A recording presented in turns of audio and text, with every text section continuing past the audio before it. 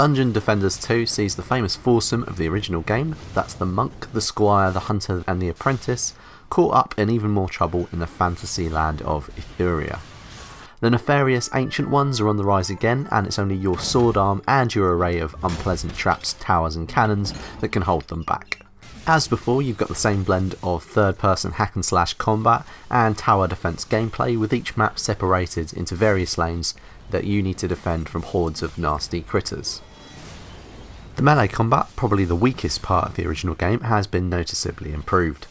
There's far less lawn mowing, which is developer Trendy Entertainment's term for waving your sword at an enemy without any real sense of impact. New animations make each swing of your sword or your staff feel like it's doing real damage. Not that the franchise is turning into Diablo just yet. Star of the show is still tower defense, and it's as entertaining this time around as it was before. Each hero packs a few unique contraptions alongside their melee or ranged skills, from the squire's ballista turret to the apprentice's ice and fire towers. Some are pure damage, others are defensive, and some debilitate or otherwise set up enemies for extra damage. So far so familiar, but a couple of new additions to the formula mix things up. Firstly, the sequel's new level up system allows for a lot of variety in how your team approaches each map. Rather than simple stat upgrades as in the first game, you can now nudge your chosen hero in several different spec paths that set up interesting combinations. I played the Squire, a melee class, and chose to put points in a spec that caused my spiked barricades to stun the enemy for a couple of seconds. Combined with an ice tower from my apprentice companion, and the onrushing mobs were trapped in place for my damaging melee attacks. So there's a lot more combinations and options for co-op strategy. Trendy has also introduced named elite enemies to further mess your perfect plans up, and a new AI spawning system that sounds kind of like Left 4 Dead's Director. If you hit upon a strategy that is mincing goblin troopers into fine green paste regardless of their numbers, the game might bung a wave of pure flyers at you, resulting in an undignified scramble as you desperately set up a new bank of anti-air turrets.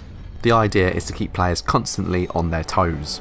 So from what I've seen, combat and tactical decision making gel far more successfully now. It helps that all construction and combat takes place in the same third person view, rather than switching back and forth between that and a top down perspective as in the first game. Trendy has also thankfully split your combat and construction resources in two, meaning that you no longer have to concentrate on one at the expense of the other. In the first game, if you wanted to use your character's special melee abilities, it would drain your resources for building towers, and that's not a problem in the sequel.